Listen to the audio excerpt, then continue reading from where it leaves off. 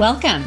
I am marketing expert and business coach Melissa Kellogg-Lewick, and this is the Doing Business Like a Woman podcast, where we are exploring and teaching you how women are reinventing the way business is done and money is made to help you create greater impact and financial freedom, one business at a time. Okay, thank you all for being with us today.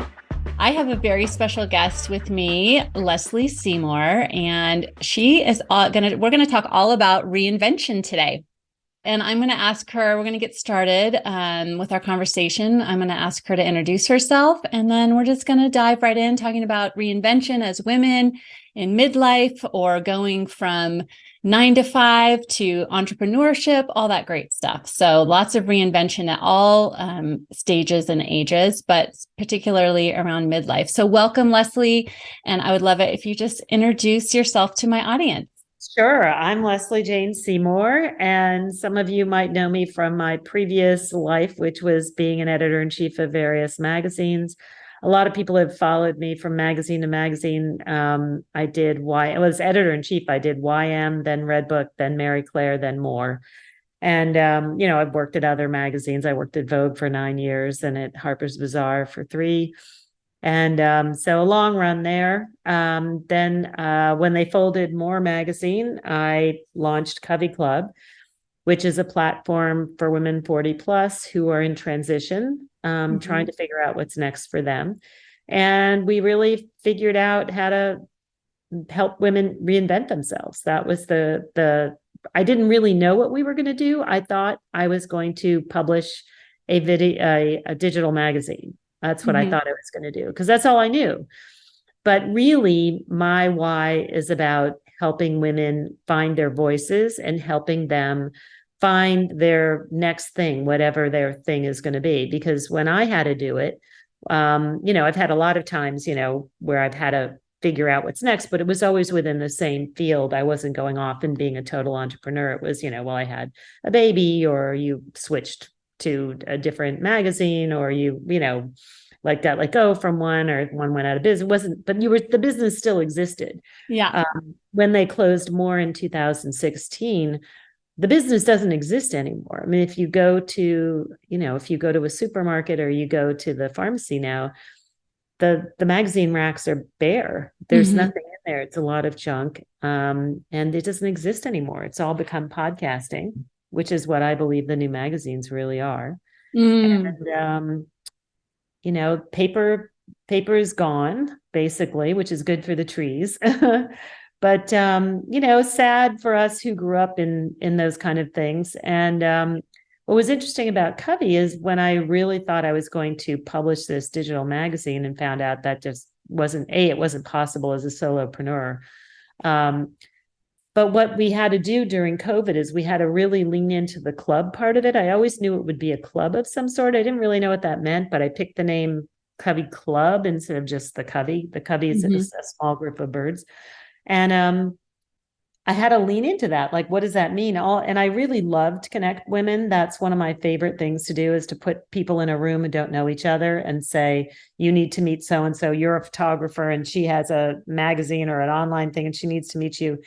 I love doing that. I find that really, really fun. And then to find out that they've helped each other, or they've gone into business, or I just get a kick out of it. I'm a matchmaker, kind of a business and friendship matchmaker. I am not a love matchmaker. Every one of those. Don't call you. Don't call me for that. But I'm really good with the other stuff. And I thought, how can I take this and actually move it online? Yeah. And so we did. During the pandemic, we really honed what we did. We were teaching 5 days a week. People really wanted, they needed things to do and they wanted to connect. And we really helped women connect with each other. And that is what our sort of mantra is now, which is we say, we hold a space for you while you figure out what's next. And that's exactly what CoveyClub is. And my job as the kind of editor-in-chief of CoveyClub is I go out there and find the products, people, places, and things for you.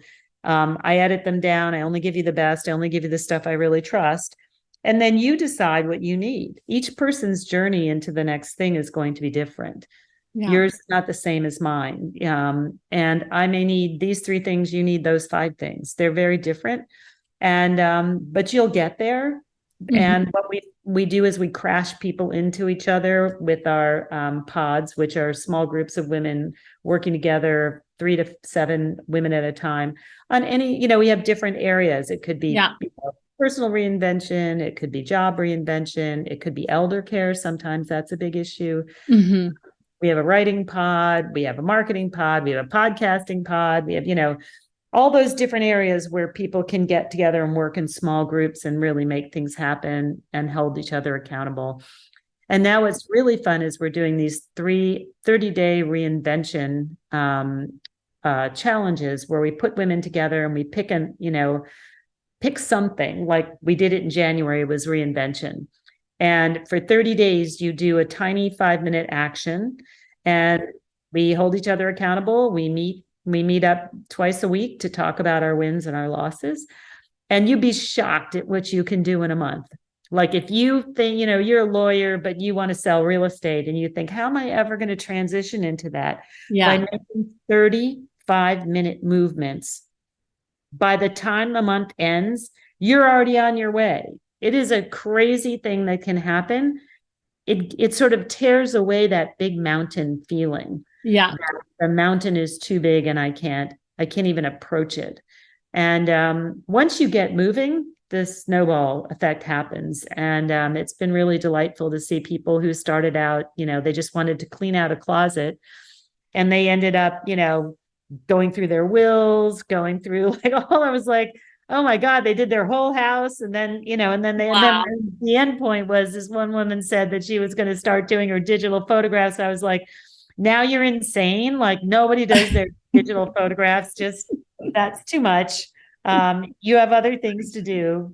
Find other things to organize and all that. But it's amazing stuff that can be done. And when you do it together, yeah, it's much easier. Mm-hmm.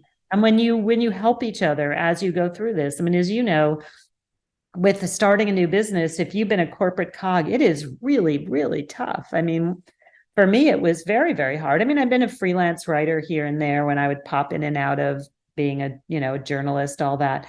And that's fine. But when you really want to start a business, like, and there's a lot for 20-year-olds, there's nothing when you're over 40. Yeah. Like there's nobody to talk to you about how to do it. Yeah. And unless you have some friends, and you go into these groups with the 25 and 30-year-olds and they're going, blah, blah, blah, blah, blah, and like, look at this video. And the video is going so fast, you can't even see the marker. And I'm like, I can't see it. Like, what are you showing me? Where's the button?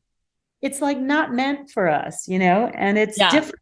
It's just different. Yeah. And I have noticed that. I've noticed that for sure. So we opened up that door to make it more friendly to women like us. Nice. I love that. So I would love to hear you talk a little bit about the process and the experience for you of creating a community for reinvention while you're going through your own reinvention. Oh, yeah. What you learned from that process. Pretty hilarious. Yes. Well, I guess, look, we all know you don't have to, be in a car crash to write the story about the car crash around the corner. But boy, it sure helps, doesn't it? Yeah. Because you know what's going on. You understand the problems, you understand the issues, you understand what you didn't hear, what someone didn't tell you. You understand the holes in the process. And for me, literally, I was getting my degree up at Columbia. I thought that I would go into sustainability because it was so clear to me I wasn't going to run another magazine. It was like, if I ran another magazine, which I could have done, it'd go out of business in 2 years. Like I was looking for a window that was larger than that. Yeah. So I said, what am I really interested in? Anyway, I'd always had an interest in the environment. So I went up to Columbia at night and got my degree. I was working on my degree for the last 4 years of more at night. And I thought, what I'll do is I'll engineer it. They're going to pull the plug on this at some point. I'll engineer it so the two happen simultaneously. And then I'll just move over into the beauty business, which needs a lot of help in sustainability. And that's what I'll do next. I didn't know that the CoveyClub thing would happen. I didn't know my readers would be so angry on the day that we closed. And they pulled the plug 2 years before I had my degree. So I had to decide Yeah. Like, what do I do now? I finished the degree while I launched CoveyClub, and I thought, I'm just gonna dual time this thing and see what happens, because I Mhm. don't know where I'm headed. Luckily, what I did is I took my severance pay and I said, I'm going to put it towards an entrepreneurial idea. And it was my readers who came to me and said, do something else for us. And 627 of them took a 54-question survey to the end. And I built CoveyClub off of that. I read a few books about, the lean launch. I didn't build the whole thing. I just built a part of it. Mhm. And then I finished my degree in the middle of it. If I had known I was going to do CoveyClub, I wouldn't have started my degree. But I was so far into it, there was no point. There's no point stopping at that point. So I Yeah. have a degree in case I want to do something in the sustainability area, which is fascinating and really close to my heart. And if I find something I want to do voluntarily down here, I will. Yeah. But Covey took off, and so that's what I'm doing. But there were times literally where I'd be sitting at my kitchen table saying, okay, should I be doing the project in Cambodia about sustainability, or should I be learning how to use MailChimp? And it was like, what do I want to do this morning? It was like this weird, kind of crazy, discordant thing that happens when you're becoming an entrepreneur. It's just Yeah. like that, which I Yeah. like. I like that. It's challenging. It makes your brain work in ways that it doesn't work when you're in corporate life for a long, long time. And it challenges you. It really, really, really challenges you. And boy, there's so many times where you say, like, I can't do this. Mhm. It's too hard. Like, there's no momentum here. Like, when am I going to get some momentum? When is the thing going to start happening? When there's no momentum at the very beginning of a business, Yeah. that is just, Melissa, the worst moment. I mean, for me, it was until we launched. It was a good year and a half of planning Covey before we launched. Yeah. But there's nothing to wake up to. It's like, if you don't do anything this morning, nothing happens. Now Covey's got its own life. I mean, there are people sending me notes. I got to do stuff. It has its own momentum. When you're a corporate executive, when you take over a project, the way I look at it is you're parachuting into a rushing stream. You're Mhm. hoping you're going to be able to swim fast enough to catch up and understand what's going on, but you are jumping in the middle. The stream is already rushing. Mhm. You're doing your own thing. You are literally, there's no stream. You have to create the stream, that is a really tough climb.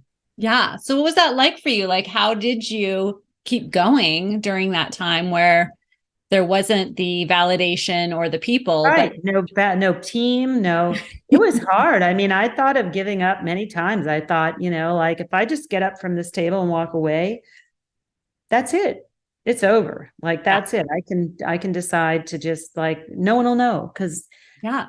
never been born yet. So, Yeah. I'm a very persistent person. So I guess it was okay for me to, like, I'm, I'm actually, that's one of my better qualities, is that I'll hang with something, because I've learned the power of persistence, being an editor Mhm. in chief of many magazines, where, I mean, this one's dying, this one's going out of business, somebody else comes in and takes over. You thought you were dead, they have a new boss, they get absorbed. Like, life is not, it's not what you think today can radically change tomorrow. Yeah. So if you really believe in something, you may as well hang in there, right? Because you don't know what can happen. Even if you're, like, thinking, like, oh my God, this is just a disaster and we can never be saved. And then they sell the company, or you get a new partner, and, you walk in the next day and they go, hey, we've got a new partner for you, and we want to go in this direction. And you're like, oh, okay. And then it's exciting again, Yeah. so you don't know. So I guess I've learned to hang in there through those things. Yeah. And I did that with Covey as well. So how do you apply those lessons that you learned in starting CoveyClub in how you advise your members now in their own reinventions? Well, I use all that knowledge. I don't personally advise them, because we Yeah. bring in, experts like you to speak on specific topics, because I'm not an expert in entrepreneurship. I can only sort of, stand on the side and go, yeah, she's right. That's what I felt. And I'll write about it and I'll talk about it, my experience, but I don't think my N of one is, by any means how everybody experiences it. I think we all have a common experience and we Yeah. can talk to that. Yeah. But we bring in experts to talk about everything. I mean, that's what our teaching is about. It can be everything from, executive leadership to should you buy a franchise, how to create your personal brand. Oh my goodness. How to build a website. Do you need a website? Yeah. How to manage your time so that you can have, you can make X amount of money in 1 month and only work 25 hours a week. I mean, those are all the kinds of things that we put in front of people. And I'm not the expert. I bring in the experts and they talk. Yeah. Yeah. And so in terms of how you think about reinvention and kind of that process that you see people go through and that you went through. Yes. How does that kind of relate to that experience of becoming an entrepreneur? I feel like because you thought you were going towards sustainability and you were getting the degree and you thought things were going that way. And then the magazine folds early. Here you are. Right. Detour. Yeah. I think, we did a lot with reinvention when I was at Moore. Moore had a column called Second Acts, and I learned a lot from those women. And one of them said something that stuck in my mind for a long time, which was, first of all, we learn it's all about mindset. And what she said is, once you decide that you're going to reinvent, you have to keep your eyes open for every reinvention possibility that throws itself in your path every day. Interesting. I love that. And that's an incredible insight and incredible words of wisdom, because it does. Mm-hmm. When you are, it's like that thing when you decide you're going to buy a Jeep and then suddenly you notice everybody in your block has a Jeep, but you didn't notice that before, right? Yeah. It's kind of like that kind of awareness. And it really is true. Once you make that decision, this is what you're going to do, your eyes then become open to all the different possibilities. And sometimes it will be one or two things. Like, I didn't know which way my thing was going to go. And I had I'd already invested in the master's degree. It was a lot of money, but I'd also invested my severance pay in CoveyClub. So which was going to go which way, and, but it just, and I always thought that, maybe I really had no idea which was going to go which way. Yeah. And it's Covey fun, Yeah, absolutely. And I love that mindset of being open to opportunity, right? Mm-hmm. Mm-hmm. Because that is, like you said, it's what you're looking for, you will find. Yes. So if you're open and looking for opportunity, rather than looking for all the things you can't do now, maybe that you're midlife, or I can't get a job because I'm too old or whatever. That's right. You're opening to those opportunities and what comes up because of that. Totally true. If you open your mind up to it, you will see it. It's a wacko kind of illogical thing, but it definitely happens. Yeah. Yeah. So when you talk about mindset, what are some of the other important pieces of mindset and what that means to you and kind of how you live that in your own life, in your own reinvention? Well, mindset, we know the studies on mindset that you can have an open mindset or a closed mindset. And we know that you can change the mindset if you want to. You can actually, even if you tend to be mostly closed, if you make a decision that you want to have a more open mindset on something, you can. Mm-hmm. And when I do a podcast, which is called Reinvent Yourself with Lesley Jane Seymour, and I've interviewed like 200 women who have in middle age who have done this. And some are multiple reinventors, some are one-time reinventors. I mean, it runs the gamut from everything from, people who've taken over a family business to people who've had horrible health issues and worked against them and still reinvented themselves. I mean, people who've lost everything in 1 year. And what I find, because people ask me what's the thing that holds them all together? And it's mindset. That they believe they can do it. And there are some, what I call woo-woo people who Mhm. say they see it. And now I've never been very good at that myself personally, but there are a lot of people who say, I see myself, driving the Rolls Royce. And that's how I got myself there. And, I haven't quite mastered that visionary kind of thing, but there are people for whom that really, really, really works. And we know that small visions like that, you don't have to see yourself, on top of the world and, being the top person of everything, but you might see yourself way far down the road further than you are today. Mhm. And that really is how you do it. When I was at Vogue, I didn't drive cars, but I was a really good writer. And my boss at one point came to me and said they wanted to give me the car column. And I was like, does it matter that I don't drive? Because this And was in New York, I imagine, in right? New York Where City, nobody yeah. drives. Yeah. To drive in New York City. I wasn't. I didn't know how to drive. I had avoided it. But here was an opportunity, right? So I decided to learn to drive. I said, I'm going to learn to drive. And I hired taggarts and I learned to drive on Vogue magazine.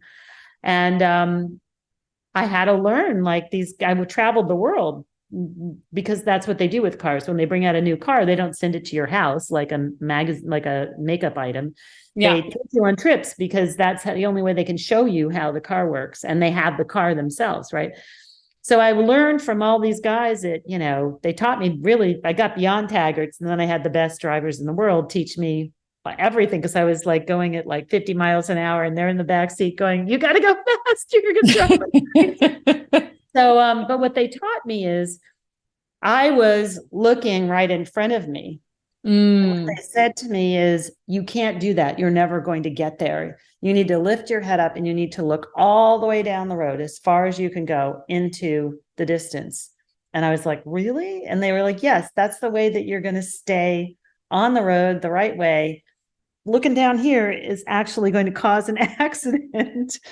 And, they were right. And if you think about how you drive, you look way down the road. You're not looking right in front of you. And that's kind of entrepreneurship and reinvention. Mm-hmm. You have to look farther down the road. You can't look right in front of your face. That will not get you to where you're going. So even if you're not the big woo-woo, envisioning yourself at the top of Mount Everest person, if you look just down the road far enough, and keep that going, you will get there. It's a very weird. The brain will take you there.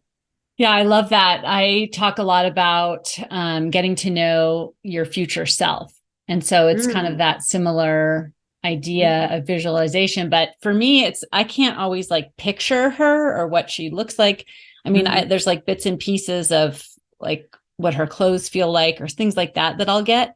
But what's easier for me is I'll think about, what am I going to feel like? What kind of the feeling thoughts is or very feelings important. would I have Yes. about myself, about my business Yes. at that time? Yes. And so that for me has been easier than like, visualizing some detailed, I don't know, picture. But yeah, I do. I think it's definitely very powerful technique. Visioning definitely works. Doing a vision board, putting all those things out there for yourself, it definitely makes a difference. Yeah. So talk to me a little bit about reinventing and some of the fear that comes up with that and the challenges in reinvention, because we all know that our primitive brains, our primitive selves want us to stay safe in the cave where there's, we don't have to really be afraid. We can just sit in our cozy life, but we step out and we decide we're going to reinvent. So how do you deal with that fear? Well, the fear is, and people said things to me like, Lesley, why would you want to take this risk? You have such a good reputation and people know who you are. And what if you fail? And I was like, I don't think I have a choice. Like, I have to keep doing this. Like, just because my magazine went out of business, I was very clear that my why is helping women have a voice and helping women, educating women about what the things are that they want to do and that to have a better life around the world. I mean, that's basically that's what I did as an editor-in-chief of a magazine. It's not like my why ever changed. It's just my vehicle changed. So it actually never occurred to me. It was like, I mean, I learned very early on. I had a great therapist in my 20s who said, I guess I must have been at Vogue at the time. I guess maybe I was at Women's Wear Daily. I don't remember. I was somewhere fancy. And he said, even if you leave this place, you still have your experience in your back pocket. It doesn't leave you. You already have it. And so I felt very confident that, so if I fail at this, I have my whole history. My history is already great. I have it. Like, this is the time to take a chance. Like, who cares? Like, I don't care. But I just also, I'm highly motivated, self-motivated. I'm not somebody who can sit around and do nothing. That's just not my personality. So I just plowed right ahead and just said, I'm going to do it. I'm going to try it. And, when I ran into the moment where I realized nobody was going to buy a digital magazine because it had to be a business. I wasn't doing a charity. If I was going to do a charity, I'd do a real charity. Yeah. And so it had to be a business. And, everybody told me no one's going to buy a digital magazine. And I thought, if I just make a better magazine, they'll buy it. Answer, wrong. And I thought, this could be it. Like, maybe I'm dead in the water after 3 months. That's what I was trying. And I'd spent most of my money and I was like, ooh, crap, what do I do now? And that's when I leaned into the club part. And I said, what would the club look like? What would that be? What would that be something that people would actually pay something for? And what would that mean? And what are the things you like to do in a club? And so I literally went from there to there. But many times I thought we were dead. Many times. And it took us a while to figure out. I was not thinking I was going to do reinvention either, because I come out of a broader look at midlife. I mean, all the magazines I ran are about midlife, and but people kept coming to me for reinvention. More had a big reinvention part of it. So I thought, it could be part of it. But I didn't want to hang my whole hat on that, but everybody came to me for that. So I thought, okay, if everybody sees you that way, why fight it? Just go for the reinvention thing. And you can do all those things underneath it. You can reinvent your beauty. You can reinvent your style. You can reinvent your health. All those things can fall under the reinvention umbrella. And nobody's really in the reinvention how to do it area. There are people now coming out with books, that they interviewed people and all that stuff, but no one's been down in there really helping people and figuring out how do you do it. Yeah. And so I was like, okay, like, claim that territory, go in there and hang all the other stuff you're interested in under it. And so that's kind of what we do. Yeah, I love that. So what do you think are some of the misconceptions or pitfalls that women experience when they're in reinvention? And I don't even know, like, do we is it like getting your period when you're start reinvention? Right? Yeah, no, but a period of life. Do we all experience it? Do we choose it? Like, tell me a little bit about it. You mean in terms of what do women experience versus men? Or what we experience as women. Yeah. Well, women experience, as we say, more opportunities to reinvent than men, because we have the sexism that comes with a lot of our corporate lives. And we have many more things that we're taking care of. These are just the facts and the numbers, right? We tend to take care of children more. We take care of elders more. We have, because of how we're socialized, we're doing more altogether. So for us to be we can't just think about the guys in, Mad Men. All they had to do was go to work and make money. We were never allowed that. We've got to do that and these other things that we take on. We're the caregivers. We're the planners of the family. We take care of health for the family. So reinvention comes more naturally to us because we can't be just single-minded. Never have been able to. Any woman who tried to be just single-minded probably has nothing in her life other than herself, because the world expects all these other things of you. It's You're just not allowed. You're not allowed to not be inventive, and all those things. Having children, having all elders to take care of, they require moving things around and changing. You have, if your kid is sick, you have to figure out, how am I going to get to work? How am I going to deal with this? How am I going to call the doctor? There's in reinvention every time going on in your life on a regular basis. So we're not new to this, but it's harder when you choose it and you just try to figure out a path out there. That's harder. We're much more adept at it. I don't have men in the club, but I've heard from a lot of men. I think there's a CoveyClub for men to be done down the road, because it's sadder for them. They say to me, I'm not as creative as you are. I don't have other interests. All I have is this one thing I do and I'm good at, and I don't know what else to do. So I guess I'm just going to do this until I die. It's really sad. Yeah. Whereas women, really, we see things and we want to change and we want to be more and we want to grow because our lives are more full, which I think is great. Mm-hmm. And we have a lot more barricades. We have, look, the world is trying to push women back right now. Mm-hmm. And that's been a fight. But it's not, getting to where we are, being able to support ourselves, being able to make our own decisions for ourselves, to have a family when we want to have it, being able to take care of our children in the way we want to. That's been a fight. And we've had to learn to get around things. And so I think women are better equipped for reinvention in many ways, just because of our natural place in society and all the things that have been asked about us. But it's harder because we make less money. We're less likely to get promoted. Where there's still a ton of sexism. We made a few breakthroughs this year in the CEO suite, but we're falling behind in terms of boards. Mm-hmm. And, we still don't have the power structure that we should have. We live longer than men and we make less money and have less in savings. Yeah.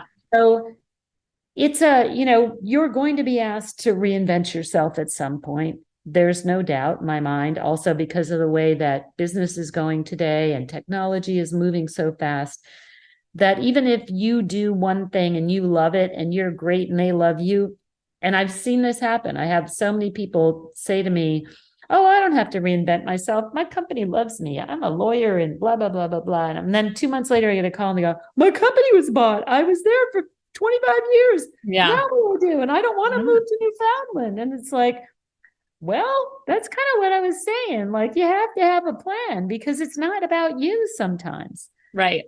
It just happens. Look at the Silicon Bank that went out of business over a weekend. What about all those people? They're going to be forced to reinvent. Some of them are not going to go into banking again. Like, you don't know what's coming down the road for you. So you must be prepared. I do a talk about having a reinvention plan in your pocket, your back pocket always, and having some money to fund it, and looking at your reinvention, having some hobbies, having other ideas in your life that you have cultivated that, if you had to, could become something for you. So you're not starting from scratch the day that you get handed a pink slip, or the day that you find out your business was bought, or the day that, you find out you have to move to a new city for some reason, or who knows what. Right. And if you don't have to reinvent, good for you, then buy yourself a car. But if you must plan, you must have other ideas, you must always be looking around the corners to see what's next, especially today, and be prepared. I tell my kids this, is that you can't just sit back and say, oh, it's great, I love it here, it's wonderful, I love my boss, it's all going to be great. We don't know what's happening. We don't know what's coming. Yeah. So you should have other ideas. And what's great is today you can do reinvention on the weekends. You can work on your reinvention at night. That's what I did with my degree, my Columbia degree. I got it at night. It was hard. Yeah. It was really, really hard. It was really hard. But we did it. Yeah. So talk to me a little bit about intentional reinvention. I mean, what we're just talking about is when things happen to us and we're ready to reinvent. But then Yes. sometimes we come to a point where we're just like, Can't do not it. happy. I'm ready to reinvent. What Yes. is that process like? It's a very similar process, but you get some time to plan. That's what's really great. You can intentionally go out and actually decide, I'm gonna take the next 3 months and figure out, I'm like done with this. I've done it. I'm really happy. I hit the top of my mountain, and there's really no other place for me to go. And you have to start asking yourself, what about money? What Mm-hmm. about your responsibilities? What about contracts? You need to make sure that you don't have any problems there before you decide to leap off into something else. But you've got some time. That's what's great. You can lay the groundwork for all of that and see what you need to do or what you need to have ready. And then again, you can start your looking around. Again, that's what we do at Covey. We do these 30-day reinvention challenges Mm-hmm. where for 30 days, you can take a 5-minute action plan. You can write yourself out. What I say is, what are the 5 actions you could take today or in the next, one each day for the next 5 days? And they can be as tiny as follow somebody on social media. That's one. Make a call to my friend who's in the real estate business and take her to lunch. You could pick up a book. You could Mm-hmm. listen to a podcast. There are so many things you can do to start moving yourself in that direction. And I mean, that's when it's really fantastic, because then you have the time to prepare, you have the time to plan, you have the time to actually create a path for yourself. Mm-hmm. And then, you have to ask yourself, what is my personal brand? Is my personal brand what I want it to be for going out there? A lot of people have, because of their business, their lawyers, their doctors, they're all kinds of stuff. They've had to be a personal brand of one thing, but they need to be a new personal brand of something else. So you have to go out. If you don't know what your personal brand is, if you don't know what people think about you, you have to do some personal brand auditing. We have a whole bunch of stuff on the site about that. How do you figure out what other people think about you so you know what you need to do? And then you have to work on your personal brand. Does anybody know what I stand for? Mm-hmm. And you have to figure out, what is your why? Yeah. Because as I said to you, it's your why that's going to cover, it's a thread that runs through all your work. Mm-hmm. It doesn't matter. It really doesn't matter what the work is. Does it fulfill your mission in life? What is your mission in life that makes you happy? Yeah. And whatever that thing is you're doing, does it still apply to that mission? And for nobody, there's no one way to tackle a mission. Yeah. There is no one way. And people with health issues, people with, all kinds of disabilities, decide, they have to tackle it a different way than everybody else does. And we can do that as well. Mm-hmm. But you have to sit down and figure out what that why is. And that takes some work. Sometimes it's great to do it with other people and really understand what's your motivation, what motivates you. Yeah, for sure. And I think it's that why and getting down to the root of it that compels you. And I think maybe that's a huge part of reinvention in midlife. It's like at least for me, I can speak from my own experiences, like really discovering to the depth of my soul what my why is. And it's so compelling that that's what gets me out of bed, Right. When there's, not the validation or the appreciation or the clients or the money or whatever is the challenge. We can, when our why is that compelling why that creates that energy that we're just going to, walk through fire to make it happen. That's really what can drive a successful reinvention and a successful business.